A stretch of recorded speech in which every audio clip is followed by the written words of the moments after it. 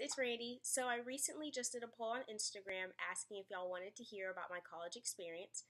So since I just graduated on Saturday, August 4th of 2018, I figured I'd go ahead and share. So I'm not sure if y'all saw my Instagram post on my personal account, but I did graduate with a degree in human performance and exercise science. I actually did finish in 3 years and I was able to maintain a 4.0 GPA. So I was super excited about that because that was a goal I set for myself in freshman year. But I will admit that it was super hard. What made it harder than I anticipated was because I set the goal for myself before my freshman year, and that was actually at the time before I even lived on my own when I had RA. So I really did not have any idea what kind of complications I was going to run into. But since I set the goal, I just stuck with it, even though I really had no idea what I was setting myself up for. The first RA complication that I ran into was that I kept getting sick. When I was growing up and being at home, I was never ever getting sick. I'd always been on methotrexate or other medicines, and that suppressed my immune system, but I wouldn't get sick. And it wasn't until I got to college that I probably had strep throat twice a year, and I'd never had strep throat before. And in between the strep throat episodes were countless of infections. I promise I was taking antibiotics almost religiously. So one thing that I would try and do to prevent that complication was I would wash my hands all the time. I carried around Germ-X. I would try and stay away from people that were sick. I would tell people, hey, if you're sick, please let me know so I can avoid you. No offense, but I was tired of going to urgent care all the time. I was tired of taking antibiotics, but it was so hard for me to avoid every single germ because I was involved with the track team. And of course, I had to go to class every day, so it was a struggle. Thankfully, my mom and dad were so hands-on. I could not tell y'all how many times I called them asking, hey, I was just prescribed this medication. Will it interfere with my other medication? Is it okay if I put them together? How should I? Everything in between when it had to come to doctor's visits, x-rays, blood tests, medicines, all of that. They were right there and they were always giving the best advice. So another complication I did run into were flare-ups. I did have many of them. And I did start to realize that they were a result of stress, and it did take me a long time to learn how to manage my stress and to transition into college. And a lot of the stress wasn't just from school, but it was also the stress of being on my own, and I was just so terrified of what if something happened, or what if I flared up really bad in the middle of the night, what do I do?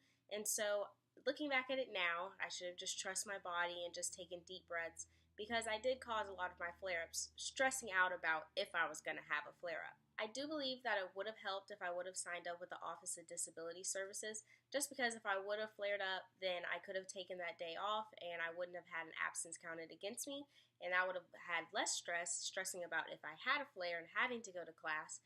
But I just learned to study in increments and do everything in sections rather than in chunks. Also, if that is the first time that you've heard about the Office of Disability Services for RA individuals, you can go ahead and click my video that is about RA Fun Fact number 1, and I actually go into detail about the Office of Disability Services, and it'll help you out, I promise. But regardless of the complications, what I think made my college experience easier and kind of transition smoother was my friends and my boyfriend. I made it a point to surround myself with people that knew the battle that I was facing with every day, so therefore they knew how to help me, and that made life easier on me. Y'all will meet him in a future video, but I will have to say that I truly do have the best boyfriend, because he made it a point to learn every single medication that I was on, and made it a point to learn why I was taking them. And he really is the most selfless human being, and so it really helped me having him by my side throughout my college career. And my friends at school and even my friends in my hometown were so important to me during my college experience, and they knew that every day was different.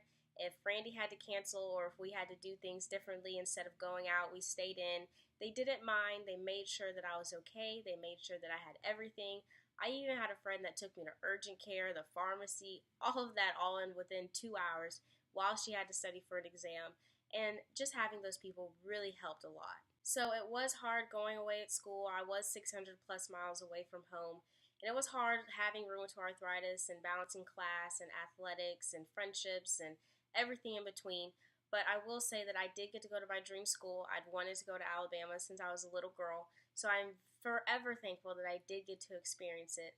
But I do know that I didn't make it all the way to the end by myself. Not only were my family and friends there for me, but also my Lord and Savior, Jesus Christ. I clung to his promises throughout my entire undergrad career, and I knew that he had me in the palm of his hand every single day, and so that helped me to stay grounded and to stay focused in the task that I had set out to do. So if there's anything that I learned from my college experience, it's to go for your dreams, chase the desires of your heart, and just know that you can accomplish anything through Christ. So to keep this video from going super long, because I could have went into depth into year 1, year 2, year 3, if you have any more questions or you do want me to make specific videos for year 1, 2, and 3, please message me on Instagram, email me, or if there are any questions, and of course just reach out if you just have a particular question or how I handled a certain situation. I'd be happy to get back to all of you. And of course I love making these videos, so if it's something that you want, then I'll do it. And I hope that y'all have a great rest of y'all's day. I'm going to end this video a little bit differently. I figured I'd end it with a roll tide.